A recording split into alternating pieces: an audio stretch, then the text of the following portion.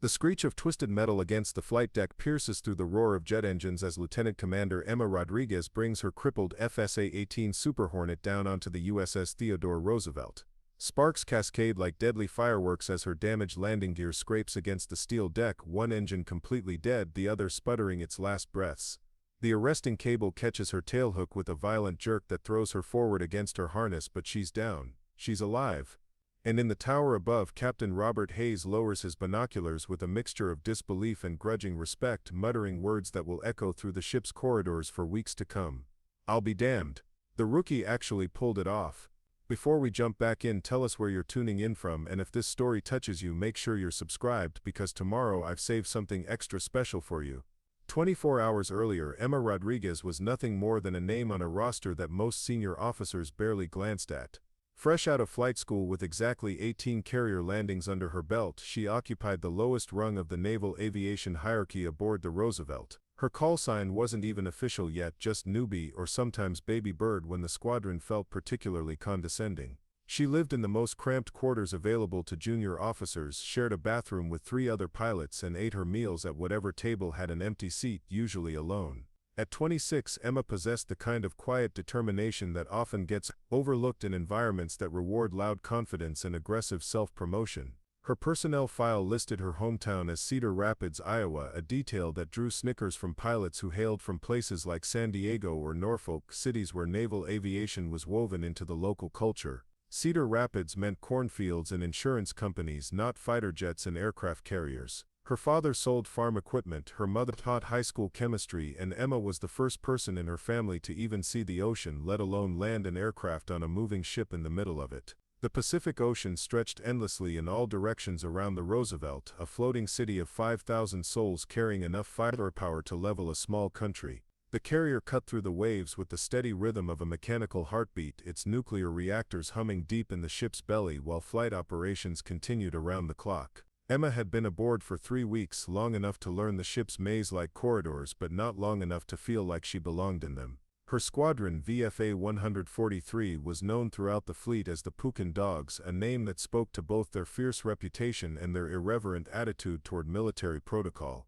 They were led by Commander Jack Sullivan, a veteran of 3 deployments who had more carrier landings than Emma had total flight hours. Sullivan was the kind of pilot who could tell stories about dogfights over Iraq while simultaneously planning training exercises that would push his squadron to their absolute limits. He demanded perfection from his pilots, but he also protected them from the political machinations that could destroy a career before it ever truly began. Under Sullivan's command, the squadron's senior pilots formed a tight brotherhood that Emma observed from the outside like an anthropologist studying a foreign culture. There was Lieutenant Commander Marcus Tank Thompson, whose nickname came not from his size but from his ability to absorb enemy fire and keep flying. Lieutenant Viper Johnson earned her call sign during a training exercise where she outmaneuvered 6 opponents in simulated air-to-air combat. And then there was Lieutenant Commander Sarah Phoenix Mitchell, whose reputation for bringing damaged aircraft home safely was already becoming legendary throughout naval aviation. These pilots spoke in shorthand developed over years of shared experiences, referenced missions that were classified above Emma's clearance level, and possessed an easy confidence that came from knowing their skills had been tested in the crucible of actual combat. They welcomed Emma with professional courtesy but maintained the emotional distance that veterans instinctively preserve when dealing with untested newcomers. In their world, respect was earned through demonstrated competence under pressure, and Emma hadn't yet faced the kind of crisis that would prove her worthy of their trust. The ship's routine became Emma's routine during those first weeks. Morning briefings in the squadron ready room where intelligence officers outlined potential threats and weather conditions while pilots planned their training flights. Pre-flight inspections that required her to examine every inch of her air, looking for signs of wear or damage that could prove catastrophic at 30,000 feet. Flight operations that took her off the carrier and into the vast emptiness of the Pacific, where she practiced formation flying, air-to-air combat maneuvers, and the delicate art of aerial refueling. But it was the carrier landings that truly separated the capable pilots from the exceptional ones. Bringing a 30-ton fighter jet down onto a moving deck that measured just over 1,000 feet in length required a combination of skill, nerve, and split-second timing that pushed human capabilities to their absolute limits. The deck rose and fell with the ocean swells while simultaneously moving forward at 30 knots, creating a landing target that never remained in the same place for more than a few seconds. Pilots had to adjust for wind conditions, weather, fuel load, and the weight of their ordnance while maintaining precisely the correct angle of approach and airspeed. Emma's 18 successful landings put her well below the squadron average, and every approach felt like a test she might fail at any moment. The landing signal officers who guided pilots through their final approach were patient but demanding, their radio calls crisp and professional as they made corrections that could mean the difference between a successful landing and a catastrophic crash. Power, power, power, they would call when a pilot came in too low, or easy with it when someone's approach looked too aggressive. Emma listened to every word, absorbed every correction, and gradually began to feel the rhythm of the ship beneath her aircraft. The squadron's junior officers included 3 other pilots who had arrived aboard the Roosevelt within the past 6 months. Lieutenant Tom Rocket Patterson came from a family of naval aviators and possessed the natural confidence that came from growing up around aircraft carriers. His father had commanded a squadron during the Gulf War, his older brother was currently flying off the USS Nimitz, and Tom treated naval aviation like the family business it had become. He flew with the aggressive precision of someone who never doubted his abilities, and his 16 carrier landings included 2 at night during rough weather conditions that had impressed even the squadron's veterans. Lieutenant Maria Sting Vasquez had earned her wings just 2 months before Emma, but her background as a former enlisted maintenance chief gave her an understanding of aircraft systems that most pilots never achieved. She could diagnose mechanical problems by the sound of an engine, spot potential failures during pre-flight inspections that others might miss, and communicate with the ship's maintenance crews in their own technical language. Her 14 carrier landings might have been fewer than Tom's, but each one demonstrated the kind of technical precision that came from truly understanding how aircraft worked.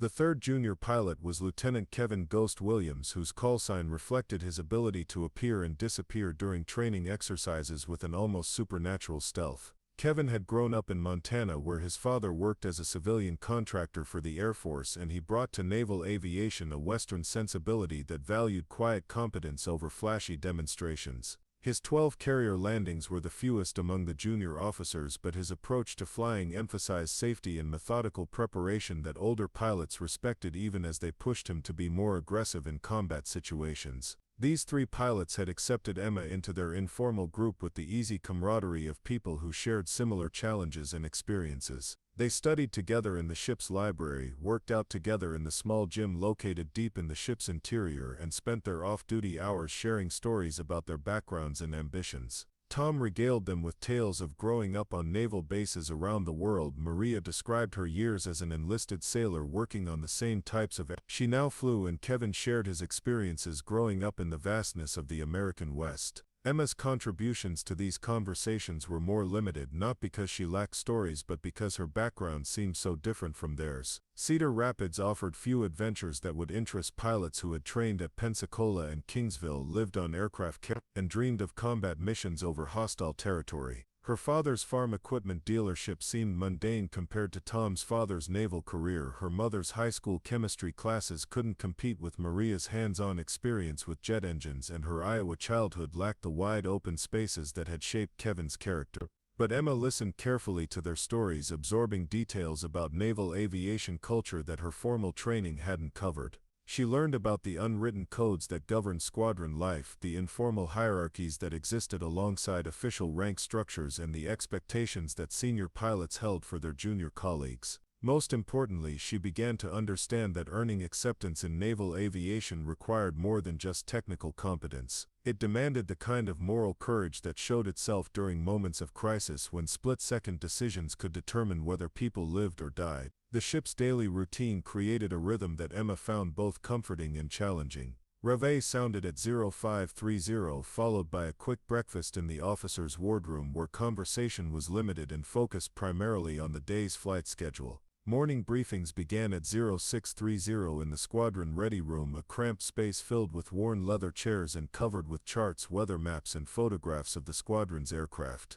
Commander Sullivan conducted these briefings with military precision, covering everything from weather conditions to potential threats, while his pilots took notes and asked questions about their assigned missions. Flight operations typically began at 0800 and continued throughout the day, with aircraft launching and recovering in carefully choreographed cycles that maximized the efficiency of the carrier's limited deck space. Emma's early flights were training missions designed to build her proficiency in basic naval aviation skills. Formation flying taught her to maintain precise positions relative to other aircraft while navigating at high speeds and varying altitudes. Air-to-air combat exercises pitted her against more experienced pilots in simulated dogfights that revealed both her potential and her limitations. Air-to-ground training missions required her to deliver practice ordnance against targets that tested her ability to fly precisely while managing complex weapons systems. Each flight ended with the challenge of returning to the carrier, a process that began when aircraft reached the Marshall Stack, a holding pattern located about 20 miles from the ship where pilots waited their turn to land.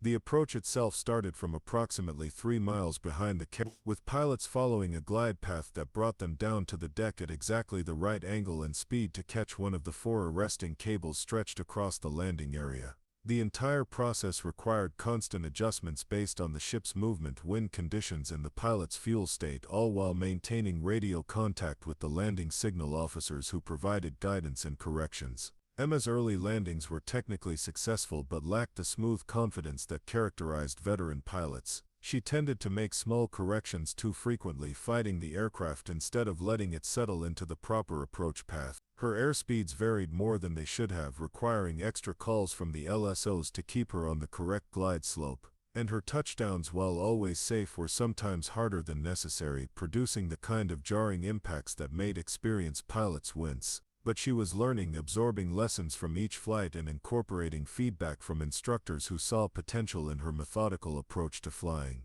Commander Sullivan noted in her early fitness reports that she demonstrated exceptional attention to detail and a strong commitment to safety procedures, qualities that he valued even as he pushed her to develop more aggressive tactical skills. The squadron's senior pilots began to notice that Emma never made the same mistake twice, that she studied her errors with the kind of analytical intensity that suggested she would eventually overcome her limitations through sheer determination. The Roosevelt's deployment had brought the carrier battle group to the Western Pacific, where tensions with several regional powers created an environment of constant readiness. Intelligence briefings warned of potential threats from submarine patrols, surface vessels, and aircraft that might test American resolve through aggressive maneuvers or outright provocations. The ship's crew understood that their training exercises could become real combat missions with very little warning, a reality that added weight to every flight and urgency to every lesson learned. Emma's sleeping quarters reflected her status as the squadron's most junior pilot.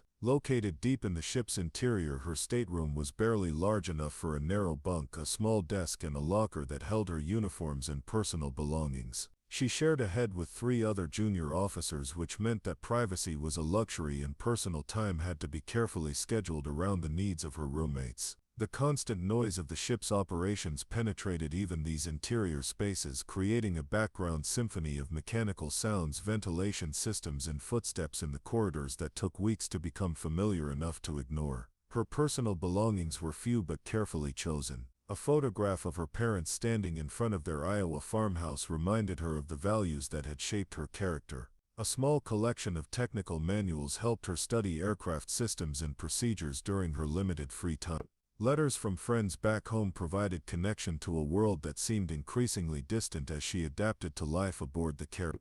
And a leather-bound journal allowed her to record her thoughts and experiences in a deployment that was reshaping her understanding of herself and her capabilities. The ship's library became one of Emma's favorite refuges during off-duty hours. Located near the officer's wardroom, it contained a small but carefully selected collection of books on military history, technical subjects, and fiction that helped crew members escape the confines of shipboard life. Emma found herself drawn to biographies of pioneering aviators, particularly women who had broken barriers in fields dominated by men. Their stories of perseverance in the face of skepticism and discrimination resonated with her own experiences as one of only a handful of female pilots in naval aviation. The wardroom itself served as the social center for the ship's officers, a place where formal meals were accompanied by conversations that ranged from serious discussions of military strategy to light-hearted banter about sports scores and movie reviews. Emma initially felt intimidated by these gatherings, where senior officers possessed years of experience and junior officers were expected to contribute intelligently without overstepping their bounds.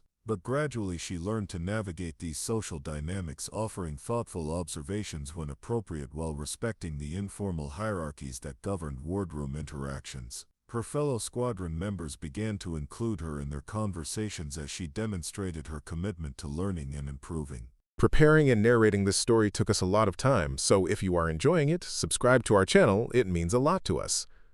Now back to the story. Tom Patterson shared insights about carrier operations that came from his family's long involvement in naval aviation. Maria Vasquez explained maintenance procedures that helped Emma better understand her aircraft's capabilities and limitations. Kevin Williams described flying techniques he had learned from civilian instructors who brought different perspectives to military aviation. And gradually Emma began to contribute her own observations about flying and tactics, insights that were shaped by her unique background and analytical approach to problem solving. The squadron's senior pilots maintained professional distance while carefully evaluating the junior officer's progress and potential. Lieutenant Commander Thompson observed Emma's pre-flight preparations with approval, noting her systematic approach to aircraft inspection and her careful attention to maintenance logs and service records. Lieutenant Johnson watched Emma's performance during formation flights, seeing potential for tactical excellence in her ability to maintain precise positions while managing complex navigation requirements. And Lieutenant Commander Mitchell recognized in Emma's post-flight debriefs the kind of analytical thinking that could eventually develop into superior tactical judgment. Commander Sullivan's evaluations of Emma's progress were characteristically thorough and demanding. He pushed her to fly more aggressively during air-to-air combat exercises, challenging her to trust her instincts instead of overthinking every tactical decision.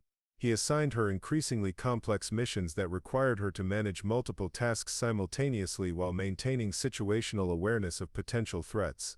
And he provided the kind of detailed feedback that helped her understand not just what she needed to improve, but why those improvements were essential for success in naval aviation. The ship's flight deck became Emma's second home during these early weeks of deployment.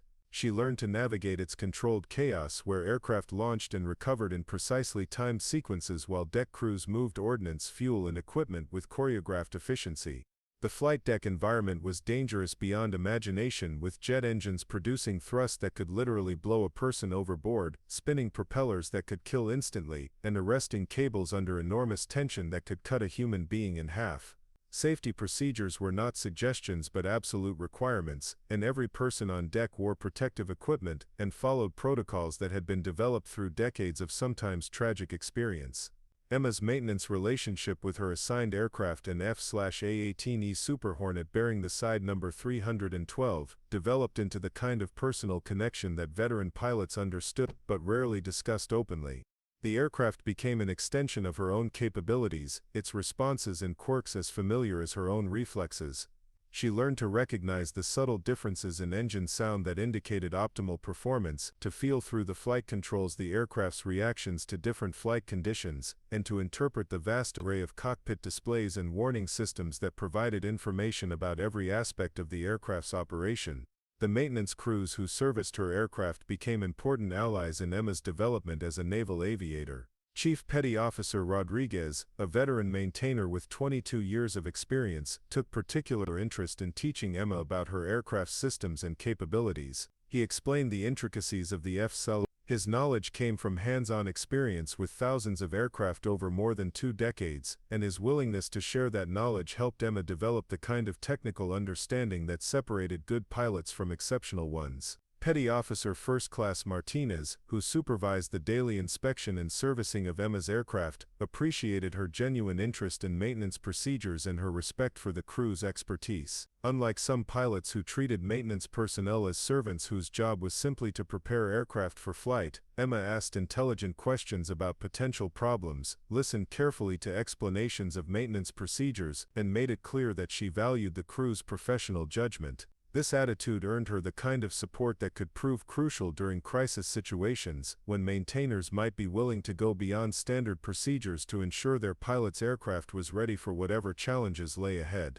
The ship's meteorological team provided another source of education for Emma as she learned to interpret weather conditions that could dramatically affect flight operations. The Pacific Ocean's weather patterns were more complex and variable than the relatively predictable conditions she had experienced during training flights over land-based ranges. Ocean storms could develop with frightening speed, creating wind and wave conditions that made carrier landings exponentially more difficult.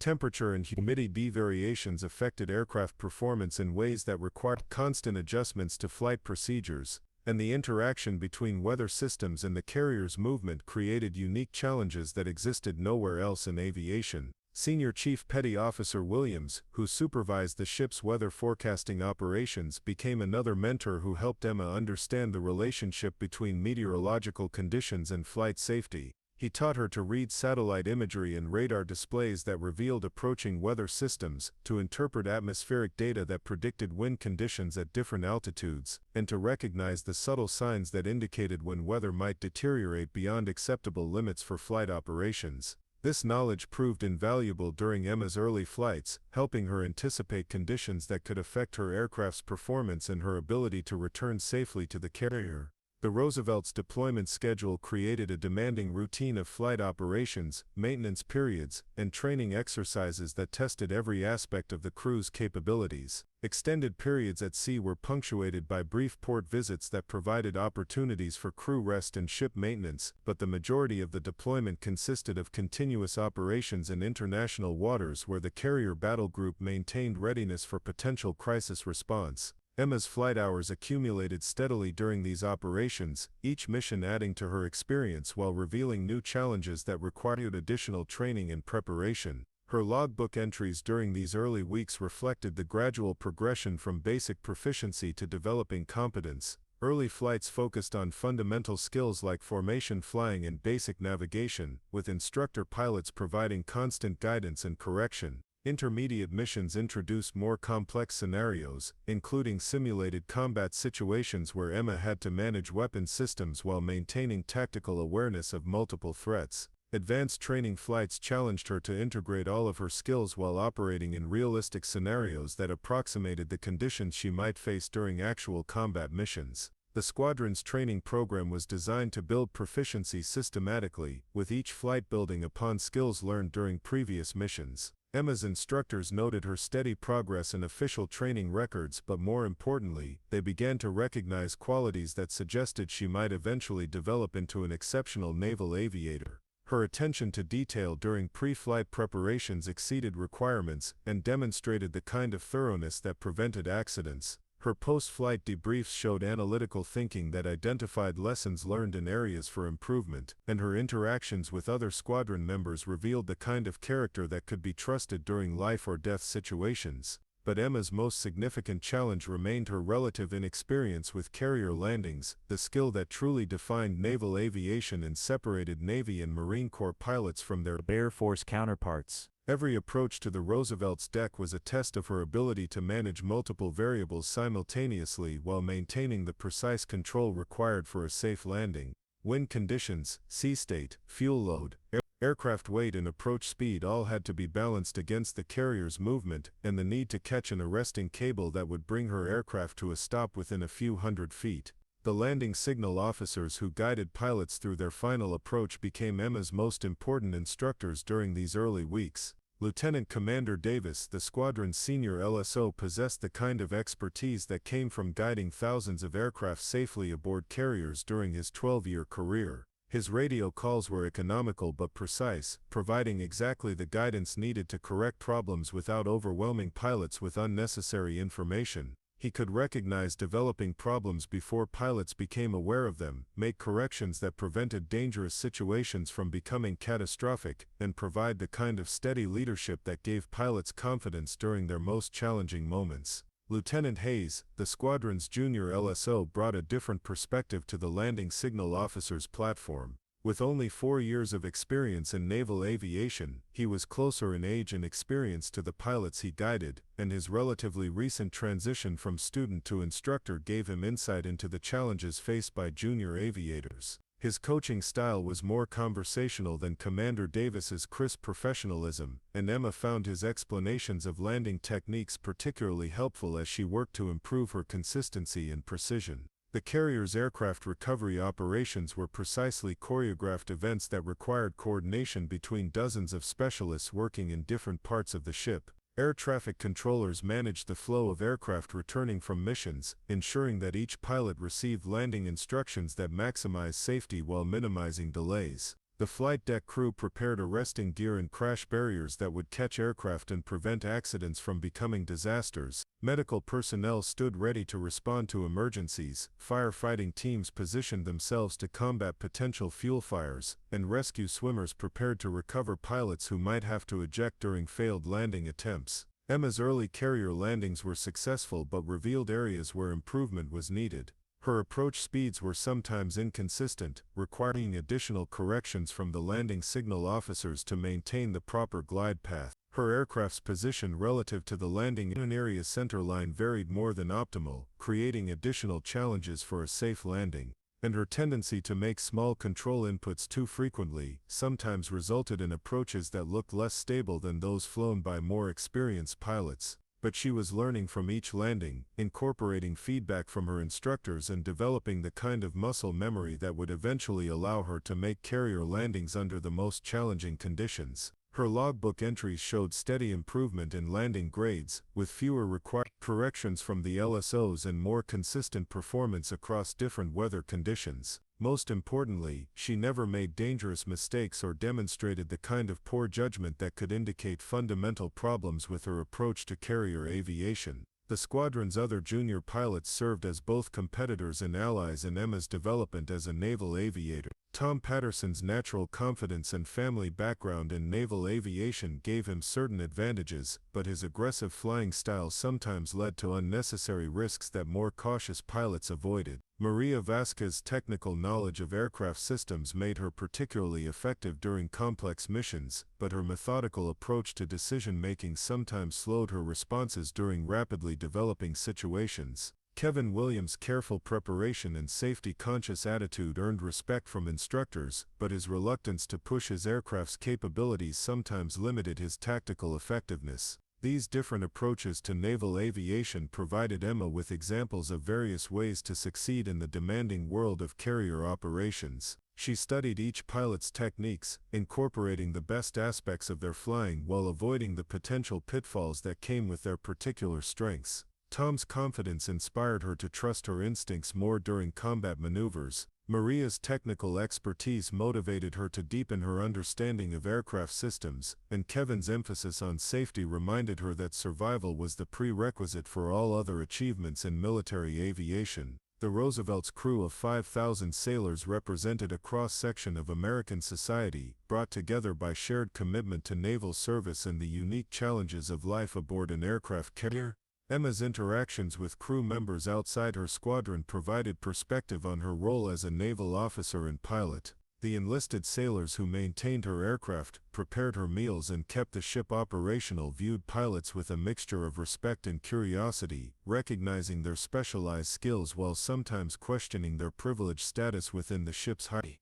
Chief Petty Officer Johnson, who supervised one of the ship's mess decks, became an unexpected source of wisdom for Emma during her early weeks aboard the Roosevelt. His 26 years of naval service had taken him to every ocean in most of the world's major ports, and his perspective on military life provided insights that Emma's formal training had not covered. He explained the importance of maintaining connections with enlisted personnel, the value of understanding how the ship's various departments contributed to overall mission success, and the responsibility that officers bore for the welfare of the sailors under their command. Petty Officer Second Class Thompson, who worked in the ship's post office, helped Emma maintain contact with her family and friends back home in Iowa. His friendly demeanor and genuine interest in crew members' welfare made him a popular figure throughout the ship, and his informal network of information about crew morale and concerns provided valuable insights for officers who took the time to listen. His conversations with Emma about her background and adjustment to naval life helped her process the dramatic changes that military service had brought to her life. The ship's chaplain, Lieutenant Commander Roberts, offered another perspective on the challenges of military service and the personal growth that could result from meeting those challenges successfully. His office became a refuge for crew members dealing with personal problems, family difficulties, or spiritual questions raised by their service in potentially dangerous situations. Emma found his counseling sessions helpful as she worked to understand her motivations for choosing naval aviation and her goals for personal and professional development during her military career. Emma's physical fitness routine became another important aspect of her adaptation to carrier life. The ship's gym facilities were limited but adequate for maintaining the level of conditioning required for flight operations. Her workouts served multiple purposes, maintaining the physical strength and endurance needed for flying high-performance aircraft while providing stress relief from the demands of naval aviation training. The gym also became a place for informal socializing with other crew members, breaking down some of the barriers between officers and enlisted personnel that formal military protocol maintained in other settings. Her running routine took place on the ship's flight deck during periods when aircraft operations were suspended, usually in the early morning hours before the day's first launch. Running laps around the deck provided exercise while offering spectacular views of the Pacific Ocean that reminded her of the remarkable nature of her current assignment. The flight deck's vast expanse, empty of aircraft and deck crews during these quiet periods, provided a sense of space that was otherwise unavailable aboard the crowded carrier. The ship's library became Emma's primary refuge during off-duty hours, offering both intellectual stimulation and quiet space for reflection. Her reading focused primarily on military history and technical subjects related to aviation, but she also found time for fiction that provided mental escape from the demands of naval service. The library's small collection of books about women in military service provided particular inspiration as she worked to establish her place in the male-dominated world of naval aviation. Her correspondence with family and friends back in Iowa provided important connections to her pre-military life, while highlighting the dramatic changes that naval service had brought to her worldview. Her parents' letters described the familiar rhythms of life in Cedar Rapids, with news about local events, family friends and the changing seasons that marked the passage of time in the Midwest. These communications reminded her of the values and relationships that had shaped her character while emphasizing how much her experiences aboard the Roosevelt were expanding her understanding of herself and her capabilities. The Roosevelt's mission in the Western Pacific created an environment of constant readiness that gave weight and urgency to every training flight and exercise. Intelligence briefings warned of potential threats from hostile submarines, surface vessels and aircraft that might challenge American interests through aggressive maneuvers or direct confrontation. The carrier battle group's presence in these waters served as both a deterrent to potential adversaries and a demonstration of American commitment to regional allies, but it also created the possibility that training exercises could become real combat missions with very little warning. Emma's growing understanding of these strategic realities added seriousness to her training flights and motivation for achieving the highest possible levels of proficiency. Her aircraft might soon be called upon to defend the carrier battle group against actual threats, to support American allies facing hostile action, or to project American power in response to international crises. The weapons she carried during training flights could become tools of war, and her ability to employ them effectively might determine the outcome of conflicts that could affect global stability. The squadron's training scenarios incorporated these realistic possibilities, challenging pilots to demonstrate their capabilities under conditions that approximated actual combat. Emma's performance during these exercises showed steady improvement, with her analytical approach to problem-solving beginning to translate into effective tactical decision-making. Her instructors noted her growing confidence during complex missions, her improving ability to manage multiple tasks simultaneously, and her developing situational awareness that allowed her to recognize and respond to changing threats. But the most important test of her capabilities still lay ahead, in the form of crisis situations that would demand the highest levels of skill, judgment, and courage. The Pacific Ocean was vast and unpredictable, international tensions could escalate without warning, and mechanical failures could transform routine flights into life-or-death struggles for survival. Emma's training had prepared her for these possibilities, but only actual experience would reveal whether she possessed the exceptional qualities needed to succeed when everything was at stake. The first signs of trouble came disguised as opportunity.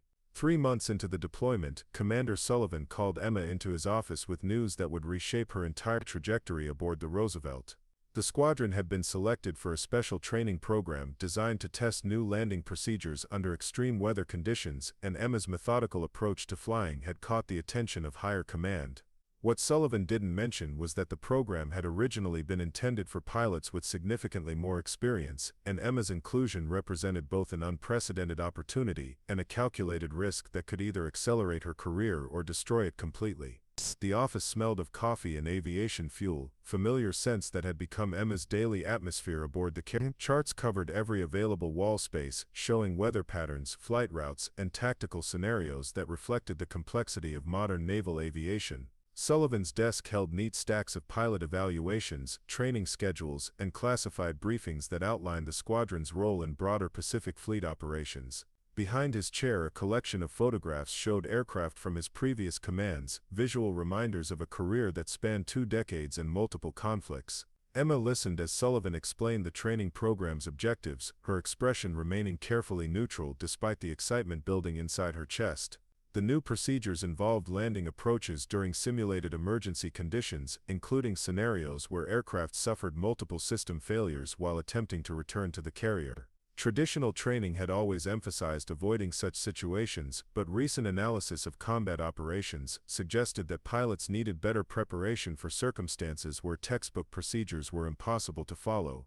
The program would push aircraft and pilots to their absolute limits, testing their ability to maintain control during conditions that exceeded normal operational parameters. Emma would be flying approaches with deliberately disabled systems, attempting landings during artificially created weather emergencies, and demonstrating her ability to make split-second decisions when standard protocols failed. Success would mark her as an exceptional pilot, capable of handling any crisis, while failure could result in serious injury or death. Sullivan's briefing revealed details about the program that made Emma understand why her selection was controversial among the squadron's senior pilots. The training scenarios were based on actual emergency situations that had occurred during recent combat deployments, including several cases where experienced pilots had been forced to attempt carrier landings under impossible conditions. Some of those pilots had succeeded through extraordinary skill and determination, while others had been lost along with their aircraft in failures that provided sobering lessons about the limits of human capability.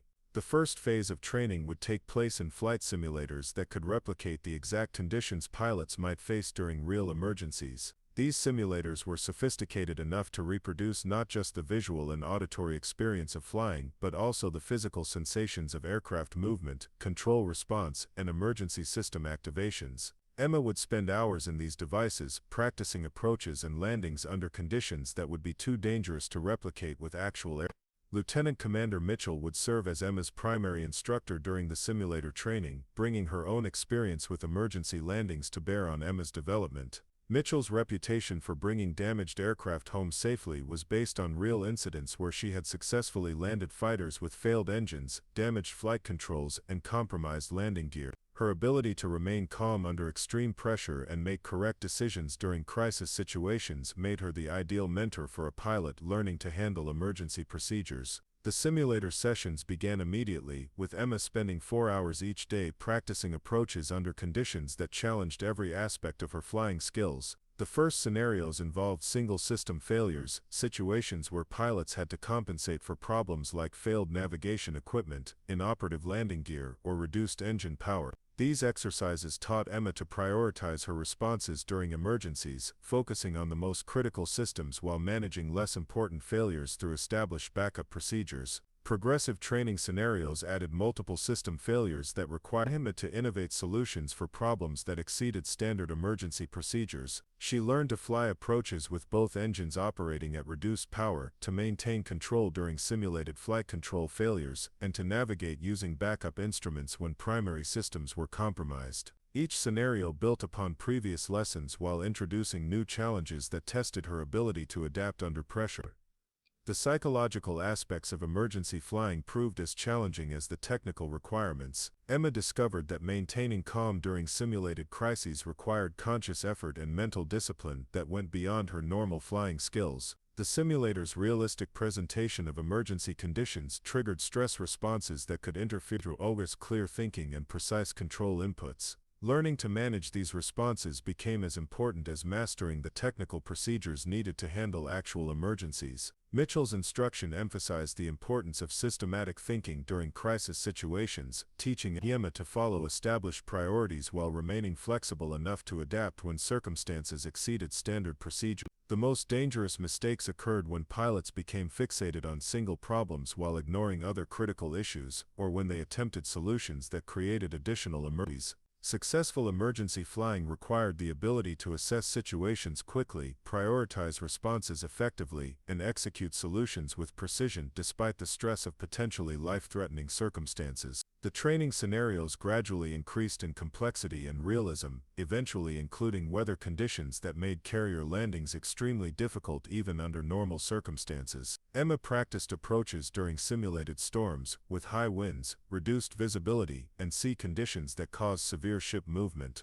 These exercises taught her to read weather patterns, anticipate changing conditions, and modify her approach techniques to compensate for environmental factors that could make landing impossible. Night landing training presented additional challenges that tested Emma's ability to fly precise approaches using only instrument references and visual cues from the carrier's lighting systems. The simulator could replicate the disorienting experience of approaching a moving ship in complete darkness, where depth perception became difficult and spatial orientation required constant attention to cockpit instruments. Emma learned to trust her instruments completely while maintaining the visual references needed for accurate landings. The second phase of training moved from simulators to actual flight operations, where Emma would practice emergency procedures using real aircraft under carefully controlled conditions. These flights took place over open ocean areas where emergency landings could be attempted without risk to ship operations or other aircraft. Safety procedures included chase aircraft that could observe Emma's performance and provide assistance if actual emergencies developed during training flights.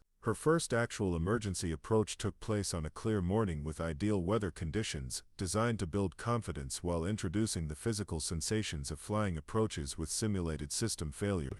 The aircraft's left engine was throttled back to simulate partial power loss, requiring Emma to compensate with increased power from the right engine while managing the asymmetric thrust that tried to turn the aircraft away from her intended flight path. The approach felt dramatically different from normal landings, requiring constant control inputs to maintain proper alignment with the carrier's landing area. Landing signal officer guidance became crucial during these training approaches, with LSOs providing precise corrections for problems that Emma couldn't recognize from her cockpit position. The radio calls were more frequent and specific than during normal landings, helping Emma understand how her aircraft's behavior appeared to observers and what adjustments were needed to maintain safe approach parameters. She learned to interpret LSO instructions quickly and execute corrections smoothly. Despite the unusual flight chaos created by simulated emergencies, the successful completion of her first emergency approach marked a significant milestone in Emma's development, proving that she could apply simulator training to actual flight conditions. The landing itself felt different from normal operations, with harder contact with the deck and more pronounced aircraft movement as the arresting gear caught her tailhook. But the aircraft was undamaged, Emma was unhurt, and the training objectives had been achieved successfully. Progressive training flights introduced more complex emergency scenarios, including approaches with multiple system failures that required Emma to maintain. She practiced landings with simulated flight control problems that made the air difficult to handle, navigation system failures that required her to rely on backup instruments, and communication system problems that limited her ability to coordinate with the carrier's landing control team. Each training flight was followed by extensive debriefing sessions where Emma's performance was analyzed in detail. Video recordings from Chase Air and the Theodore's landing provided objective evidence of her technique, while data from the air system showed precisely how she had managed power set, control inputs, and emergency procedure. These debriefs identified areas for improvement while building Emma's understanding of how emergency procedures worked in actual flight conditions. The training program's intensity began to affect other aspects of Emma's life aboard the Roosevelt. The physical demands of flying emergency approaches left her exhausted at the end of each day, while the mental stress of constant crisis simulation made it difficult to relax during off-duty hours. She found herself reviewing emergency procedures during meals, practicing control responses while lying in her bunk, and analyzing approach techniques during conversations with other pilots. Her relationship with the squadron's other junior pilots became more complex as word of her special training spread throughout the ship. Tom Patterson expressed a mixture of admiration and jealousy about Emma's selection for the program, recognizing both the opportunity it represented and the dangers it involved.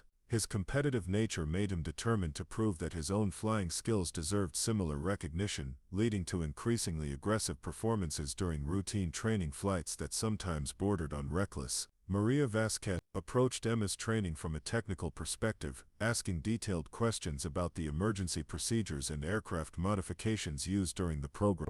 Her maintenance background gave her unique insights into how system failures might affect air performance, and she provided valuable suggestions about backup procedures that Emma might use if standard proved inadequate. Their conversations helped Emma develop a deeper understanding of her aircraft's capabilities and limitations under emergency conditions. Kevin Williams viewed Emma's training with characteristic caution, expressing concerns about the program's safety while acknowledging its potential benefits for her professional development. His questions focused on risk management procedures and emergency protocols designed to prevent training, reflecting his systematic approach to flying and his belief that safety should always take precedence over aggressive training objectives. His perspective helped Emma maintain proper respect for the dangers inherent in emergency procedure training. The squadron's senior pilots watched Emma's progress with professional, recognizing that her training represented the future direction of naval aviation emergency procedure. Lieutenant Commander Thompson shared stories from his own experience with emergency landings, describing situations where quick thinking and precise flying had meant the difference between successful recoveries and catastrophic accidents. His insights helped Emma understand the real-world applications of her training and the importance of developing instinctive responses to crisis situations. Lieutenant Johnson provided a different perspective on emergency flying, emphasizing the importance of maintaining tactical awareness even during crisis situations. Her combat experience had taught her that emergencies often occurred during the most dangerous phases of military operations, when pilots were already dealing with enemy threats, severe weather, or complex mission requirements. Emma's training needed to prepare her for situations where emergency procedures had to be executed while simultaneously managing other critical responsibilities. Lieutenant Commander Mitchell's instruction evolved beyond technical training to include leadership development, as she recognized that Emma's emergency flying skills might eventually place her in positions where she would be responsible for other pilots facing similar crises. The ability to remain calm under pressure, communicate effectively during emergencies, and make sound decisions under extreme stress were qualities that defined exceptional military leaders as well as superior pilots. The training program's reputation began to attract attention from other squadrons aboard the Roosevelt and throughout the Pacific Fleet. Pilots from different aircraft carriers requested information about the program's procedures and results, recognizing its potential value for improving emergency response capabilities across naval aviation. Emma found herself serving as an informal spokesperson for the training, describing her experiences during briefings attended by senior officers who were evaluating the program's broader. Captain Hayes, the Roosevelt's commanding officer, took personal interest in Emma's progress as representative of the ship's commitment to developing innovative training procedures. His questions during informal encounters focused on the program's practical benefits and its potential for improving pilots. Emma's responses demonstrated not just her technical knowledge but also her growing confidence in discussing complex aviation subjects with senior leadership. The ship's landing signal officers developed specialized procedures for supporting pilots practicing emergency approaches, modifying their normal communication protocols to provide the additional guidance needed during simulated crisis situations. Their expertise became crucial to the training program's success, as LSOs learned to recognize unusual protocols with few bears of mightiers, regions, verstories and itteries, one, Teklingen, Tekla. Chief Petty Officer Rodriguez and his maintenance team played essential roles in the training program by preparing aircraft for emergency simulation flights and ensuring that safety systems functioned properly during high-stress operations. Their work required detailed knowledge of aircraft systems and precise execution of modifications that created realistic emergency conditions without compromising actual flight safety. Emma's respectful relationship with the maintenance crew ensured excellent support for her training flight. The program's third phase introduced weather-related emergency scenarios that combined system failures with environmental challenges, creating the most demanding training conditions Emma had yet experienced. These flights took place during actual weather events including approaches through rain squalls, turbulence created by wind shear, and reduced visibility that made visual references difficult to maintain. The combination of emergency procedures and challenging weather created realistic training scenarios that tested every aspect of Emma's flying skills. Her first weather emergency approach took place during a Pacific storm system that brought high winds and heavy rain to the carrier's operating area. The aircraft's simulated hydraulic system failure required manual flight control inputs while Emma simultaneously managed approach speed, navigation, and communication requirements in conditions that severely limited visibility. The LSO's guidance became her primary reference for maintaining proper approach parameters as visual references to the carrier were intermittent at best. The landing itself represented the culmination of months of training, requiring Emma to integrate all of her emergency procedures knowledge with real-time decision-making under the most challenging conditions she had yet faced. The approach felt unstable and unpredictable, with constant corrections needed to compensate for wind effects and manual flight control responses. But her training held together under pressure, and she executed a successful landing that demonstrated her readiness for the program's final challenges.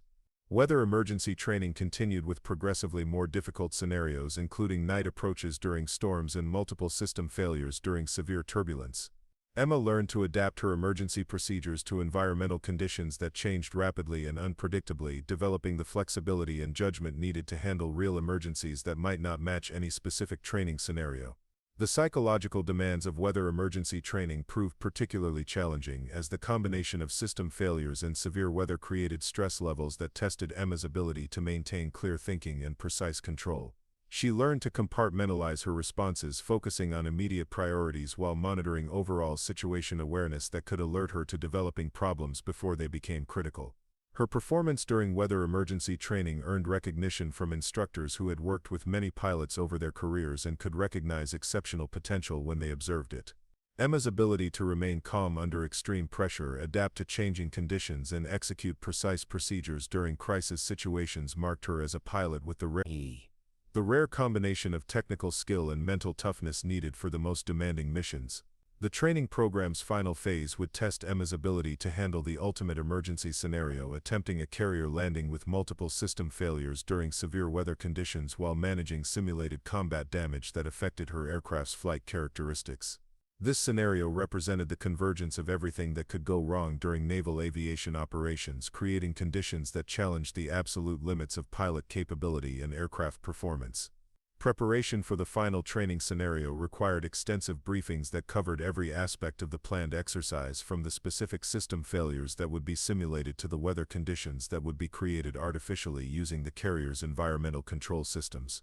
Emma studied the procedures until she could recite them perfectly, practiced the required control inputs until they became automatic responses, and mentally rehearsed the entire scenario until she could visualize every phase of the approach and landing. The night before the final training flight, Emma found herself unable to sleep despite her exhaustion from months of intensive preparation. Her small stateroom felt more confining than usual as she reviewed emergency procedures one final time, checking and rechecking her understanding of the complex scenarios she would face in the morning. The aircraft systems manual spread across her desk represented thousands of hours of study and preparation that would be tested during a few minutes of flight that could determine her future in naval aviation. Her reflection on the training program's progression revealed how dramatically her confidence and capabilities had developed over the previous months. The pilot who had begun the program with just 18 carrier landings had evolved into someone capable of handling emergency situations that would challenge pilots with significantly more experience.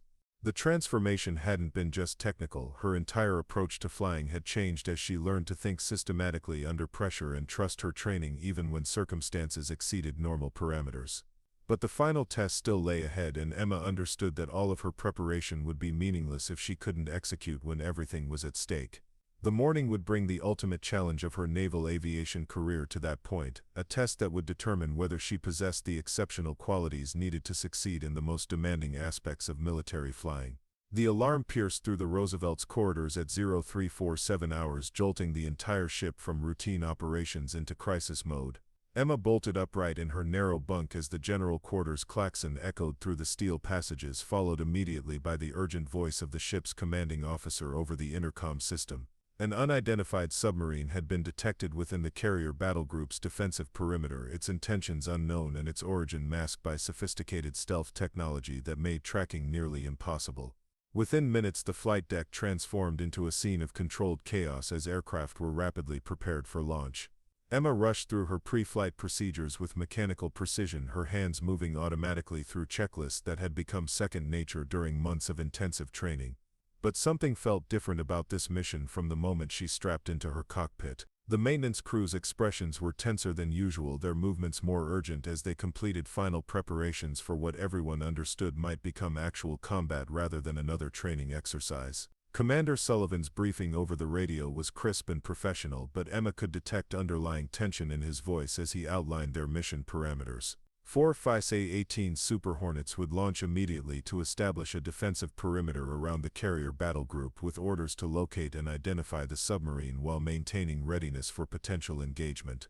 Intelligence reports suggested the submarine might be conducting reconnaissance operations, but its advanced stealth capabilities and proximity to the battle group indicated hostile intent that could escalate into direct confrontation. Emma's aircraft, callsign Viper 23, was assigned to the formation's trailing position, a role that reflected both her junior status and the mission commander's assessment of her capabilities. She would maintain visual contact with the formation leader while monitoring long-range sensors for additional threats that might emerge during their patrol. Her weapons load included air-to-surface missiles designed for anti-submarine warfare, sophisticated ordnance that she had trained with extensively but never employed in actual combat conditions. The catapult launch felt more violent than usual as her aircraft accelerated from 0 to over 150 miles per hour in less than 3 seconds, the tremendous force pressing her deep into her ejection seat as the Super Hornet shot off the carrier's deck into the pre-dawn darkness. The Pacific Ocean stretched endlessly below them, its surface reflecting scattered starlight that provided the only visual references in the black void that surrounded their formation.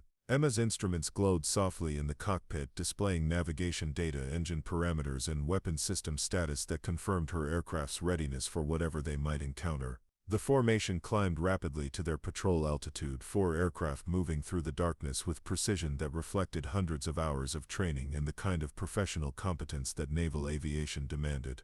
Emma maintained her assigned position while scanning her radar displays for contacts that might indicate additional threats. The submarine's location remained uncertain despite intensive search efforts by the battle group's anti-submarine warfare specialists, creating an atmosphere of tension that made every sensor contact potentially significant. Radio communications between the aircraft were minimal and professional, with pilots reporting their status and observations in the clipped terminology that minimized transmission time while conveying essential information. Emma listened carefully to each exchange, building her tactical picture of the situation while remaining alert for changes that might require immediate response. The formation's search pattern covered vast areas of ocean, but the submarine's stealth technology made detection extremely difficult even with the most sophisticated sensor equipment. 47 minutes into the mission, Lieutenant Commander Thompson's urgent radio call shattered the routine patrol atmosphere. His aircraft had detected a periscope signature approximately 12 miles northeast of the carrier, visible for only seconds before disappearing beneath the ocean's surface.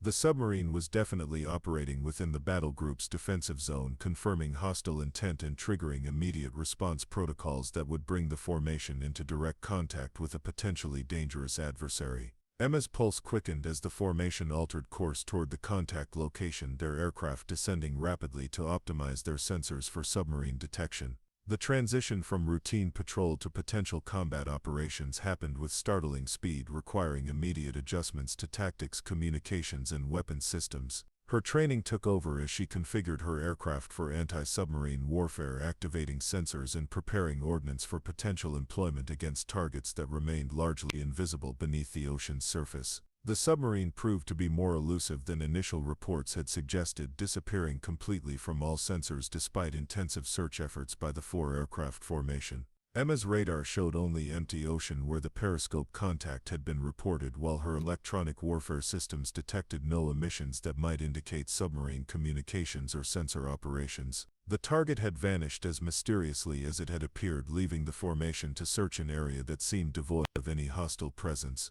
But their return to the Roosevelt would prove far more challenging than anyone had anticipated. Weather conditions that had been manageable during launch had deteriorated rapidly while the formation conducted their search, with a Pacific storm system moving through the carrier's operating area faster than meteorological predictions had indicated. Wind speeds had increased to over 40 knots with gusts exceeding 50 knots while wave heights had grown to 12 feet, creating sea conditions that made carrier landings extremely difficult even under normal circumstances. The first indication of serious problems came when Lieutenant Johnson, flying Viper 21, reported hydraulic system failures that were affecting her aircraft's flight controls. The problems had developed gradually during the mission, but the symptoms were becoming more pronounced as she attempted to configure her aircraft for the carrier landing. Her control responses were sluggish and imprecise, requiring increased control inputs to maintain proper flight parameters, while warning lights in her cockpit indicated continuing degradation of critical systems. Emma monitored Johnson's situation carefully while maintaining her own position in the formation, recognizing that hydraulic failures could quickly progress from manageable problems to life-threatening emergencies. The storm conditions made the situation more critical, as Johnson would need precise control authority to execute a successful landing approach in winds and turbulence that challenged even fully functional aircraft. The formation began discussing emergency procedures and alternate landing options while continuing their approach to the carrier. The Roosevelt's flight deck crew was struggling with conditions that pushed their capabilities to absolute limits. Winds exceeding safe parameters for normal flight operations created dangerous working conditions on the exposed deck, while wave action caused ship movement that made aircraft recovery extremely challenging. The landing signal officers reported marginal conditions for landing operations, with wind gusts and ship motion creating variables that could turn routine approaches into disasters without warning. Commander Sullivan's decision to attempt recovery operations despite the challenging conditions reflected the reality that fuel limitations left the formation with no alternatives. Diversion to land-based airfields would require flight times that exceeded their remaining fuel supplies, while aerial refueling operations were impossible in the severe weather conditions they were experiencing. The 4 aircraft would have to land aboard the Roosevelt regardless of the environmental challenges, or their pilots would be forced to eject over the Pacific Ocean in weather that made rescue operations extremely dangerous. Emma watched from her trail position as Lieutenant Commander Thompson made the formation's first landing attempt, his aircraft fighting severe turbulence and crosswinds that made precise approach control nearly impossible. The LSOs provided constant corrections as his Super Hornet was buffeted by wind gusts that threw the aircraft off the proper glide path repeatedly. His landing was successful but violent, with the aircraft hitting the deck hard enough to trigger immediate inspection by the maintenance crew to ensure no structural damage had occurred. Lieutenant Kevin Williams followed with an approach that demonstrated the storm's increasing intensity, his aircraft barely maintaining control as wind shear turbulence created flight conditions that exceeded normal operational parameters. The LSO's radio calls became more urgent and frequent as they guided him through corrections that prevented what could have been a catastrophic accident. His landing was successful, but the violence of the touchdown and the difficulty of maintaining control during the approach made it clear that conditions were continuing to deteriorate. Johnson's approach would prove to be a test of both her flying skills and the aircraft's remaining hydraulic capability. Her Super Hornet responded sluggishly to control inputs, requiring her to anticipate problems and make corrections earlier than normal to maintain proper approach parameters. The combination of mechanical problems and severe weather created a situation that challenged the absolute limits of pilot capability and aircraft performance. Emma watched with growing concern as Johnson's aircraft struggled to maintain stable flight during the final approach phase. The successful completion of Johnson's landing left Emma as the final aircraft in the formation facing approach conditions that had become progressively more challenging with each preceding recovery. Wind speeds were now gusting to 60 knots, well beyond the normal operational limits for carrier landings, while wave action was causing ship movement that made the landing deck a constantly moving target. The Roosevelt's deck crew was struggling to maintain safe working conditions as spurred from the massive waves periodically swept across the flight deck. Emma's fuel state had reached critical levels during the extended approach operations, leaving her with barely enough fuel for one landing attempt.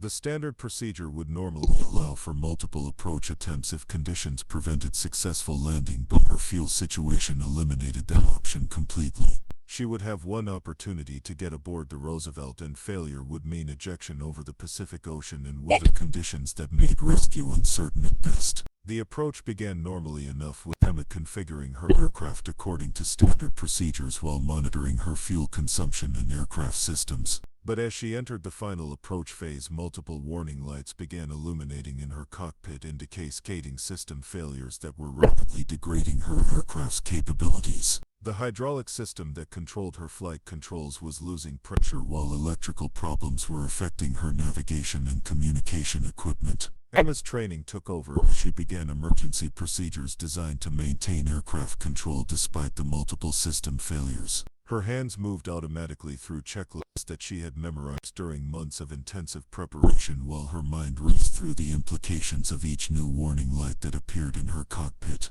The combination of mechanical problems and severe weather conditions was creating exactly the kind of emergency scenario that her training program had been designed to address. The landing signal officers recognized immediately that Emma was dealing with serious aircraft problems, and their radio guidance became more precise and urgent as they attempted to help her maintain control during the increasingly difficult approach.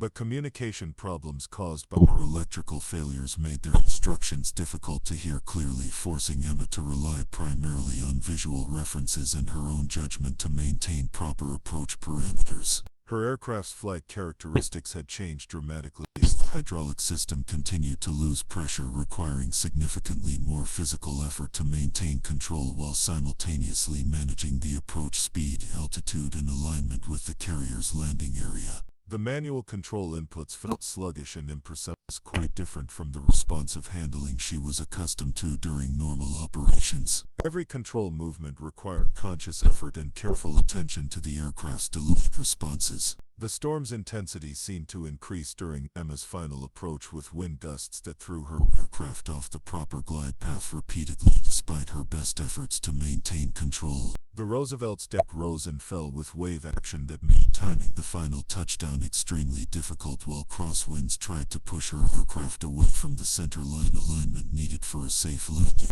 The combination of mechanical problems and environmental challenges created conditions that exceeded anything she had experienced during training. Emma's approach speed became critical as her aircraft's damaged systems affected its normal flight characteristics. Too fast, and she might miss the arresting cables that would bring her aircraft to a stop on the carrier's short deck. Too slow, and she risked losing control completely in the turbulent air that surrounded the ship. Her training had taught her to trust her instruments and maintain precise control inputs despite external pressures, but the instrument failures were forcing her to rely increasingly on visual references and instinct. The final 30 seconds of the approach tested every aspect of Emma's training and natural ability as a pilot. Her aircraft bucked and fought in the turbulent air while she struggled to maintain the precise control needed for a successful landing. The Roosevelt's deck appeared and disappeared in her windscreen as the ship rode through the massive swells, making it difficult to judge the exact timing needed for touchdown. Wind gusts threatened to push her aircraft into the ship's superstructure, while the loss of hydraulic pressure made control inputs increasingly ineffective. At the moment of truth, Emma's aircraft slammed onto the Roosevelt's deck with tremendous force, bouncing once before settling as the arresting cable caught her tailhook and brought the Super Hornet to a violent stop. Sparks flew from her damaged landing gear as it scraped across the steel deck, while her engine spooled down from the stress of the emergency landing. But she was alive, her aircraft was aboard the ship, and the mission had been completed successfully despite conditions that had challenged every limit of human and mechanical capability. The immediate aftermath of the landing brought dozens of deck crew members rushing to her aircraft, some to secure it against the continuing storm, while others prepared to extract Emma from a cockpit filled with warning lights and the acrid smell of overheated electronics. Her hands shook slightly as she completed the engine shutdown procedures, the adrenaline that had sustained her through the crisis beginning to fade as the reality of what she had accomplished began to sink in. Captain Hayes watched from the bridge as Emma climbed down from her aircraft, her flight suit soaked with perspiration despite the cold winds that swept across the flight deck. The young pilot who had seemed so unremarkable just months earlier had just demonstrated flying skills that impressed veteran naval aviators who had witnessed thousands of carrier landings during their careers. Her performance during the emergency approach had been textbook perfect despite conditions that would have challenged pilots with decades of experience. The debriefing that followed would reveal the full extent of the system failures that Emma had managed during her approach, mechanical problems that had created flight characteristics similar to the most challenging scenarios in her emergency training program. Her ability to maintain control and execute a successful landing despite multiple system failures and severe weather conditions marked her as a pilot with exceptional capability and the kind of cool judgment that defined the finest naval aviators. But for Emma, the immediate concern was simply the relief of being safely aboard the Roosevelt after an approach that had tested every limit of her training and natural ability. The storm continued to rage around the carrier, but she was alive, her aircraft was secure, and she had proven to herself and her squadron that she possessed the skills needed to succeed in the most demanding circumstances that naval aviation could present. The maintenance chief's report arrived on Captain Hayes's desk 18 hours after Emma's dramatic landing, its technical language unable to mask the extraordinary nature of what had occurred during those final minutes above the Roosevelt. Chief Petty Officer Rodriguez had conducted the most thorough post-flight inspection of his 22-year career, documenting system failures that should have made controlled flight impossible, let alone a successful carrier landing in storm conditions that exceeded operational parameters. The hydraulic system had lost 87% of its pressure, leaving Emma with minimal flight control authority during the most critical phase of her approach. The primary electrical system had failed completely, taking with it her navigation displays, communication equipment, and most of her cockpit instrumentation. The backup electrical system was operating at reduced capacity, providing just enough power to maintain basic engine controls and emergency lighting. Any one of these failures would have constituted a serious emergency. Together they created conditions that challenged the absolute limits of aircraft controllability. Rodriguez's detailed analysis revealed that Emma had compensated for each system failure with textbook precision, using backup procedures and manual control techniques that most pilots never had to employ in actual flight operations. Her fuel management during the extended approach had been calculated to within minutes of total exhaustion, while her control inputs during the final approach showed the kind of subtle adjustments that indicated deep understanding of aircraft behavior under emergency conditions. The landing itself had been executed with timing and precision that impressed maintenance personnel who had seen thousands of carrier recoveries. Word of Emma's achievement spread through the Roosevelt with the speed that only extraordinary events could generate aboard a naval vessel. Pilots from other squadrons sought details about the approach and landing, recognizing that her performance represented the kind of exceptional flying that defined legends in naval aviation. The ship's senior officers discussed the incident in terms that reflected their understanding of how rarely such skill and composure were demonstrated under actual emergency conditions. Commander Sullivan's initial response was characteristically measured, but his private conversations with the squadron's senior pilots revealed his recognition that Emma's landing represented something genuinely remarkable. Her performance had exceeded the standards expected of pilots with significantly more experience, while her calm demeanor during the post-flight debriefing suggested that she understood the significance of what she had accomplished without allowing it to affect her professional judgment. The squadron's dynamics shifted subtly but permanently in the days following Emma's emergency landing. Tom Patterson's competitive nature drove him to seek similar recognition through increasingly aggressive flying, but his attempts to replicate Emma's achievement during training flights only emphasized the extraordinary nature of her actual emergency performance. Maria Vasquez approached Emma with technical questions about aircraft behavior during system failures, recognizing that her colleague's experience provided valuable insights into emergency procedures that textbooks couldn't convey. Kevin Williams expressed his admiration for Emma's performance with characteristic understatement, but his questions about decision-making during the emergency revealed his understanding that her success had resulted from superior judgment as well as exceptional flying skills. The other junior pilots began to view Emma differently, recognizing that her methodical approach to flying had prepared her for crisis situations in ways that their own techniques might not have achieved. The squadron's senior pilots integrated Emma into their informal discussions with new respect for her capabilities and potential. Lieutenant Commander Thompson shared stories from his own emergency landing experiences, drawing parallels between Emma's performance and incidents from his combat deployments that had tested veteran pilots under similar conditions. Lieutenant Johnson described the view from her own cockpit during Emma's approach, emphasizing the difficulty of maintaining control in conditions that had challenged her own extensively damaged aircraft. Lieutenant Commander Mitchell's perspective on Emma's achievement carried particular weight because of her own reputation for successful emergency landings. Her analysis of the approach focused on decision-making under pressure, noting that Emma had prioritized her responses correctly while adapting to changing conditions that exceeded standard emergency procedures. Mitchell's endorsement of Emma's performance carried throughout the Pacific Fleet's aviation community, where her own reputation made her opinions particularly influential.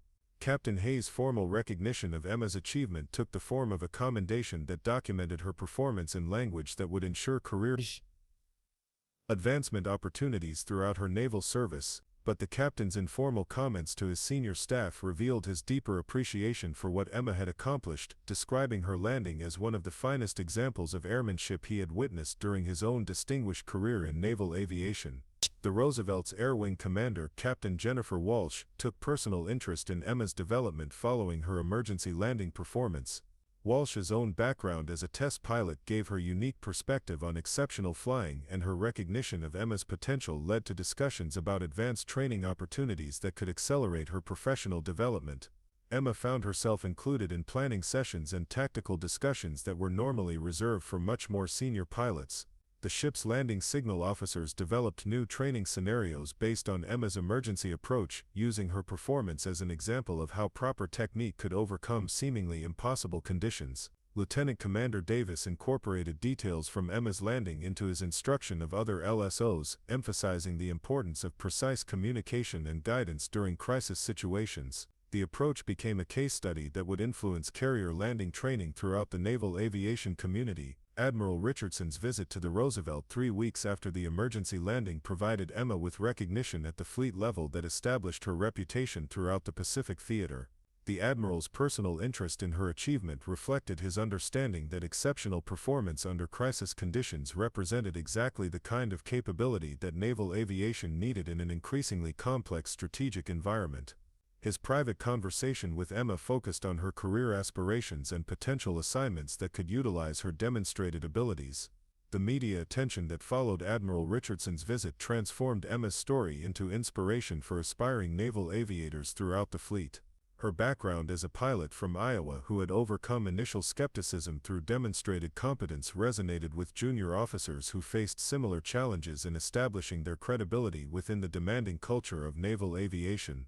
Emma's careful responses to interview requests reflected her desire to focus attention on the broader capabilities of naval aviation rather than her individual achievement. The technical analysis of Emma's emergency landing influenced aircraft design and training procedures throughout the naval aviation community. Her successful management of multiple system failures provided engineers with data about aircraft controllability under extreme conditions, while her approach techniques were incorporated into simulator training programs used to prepare pilots for similar emergencies.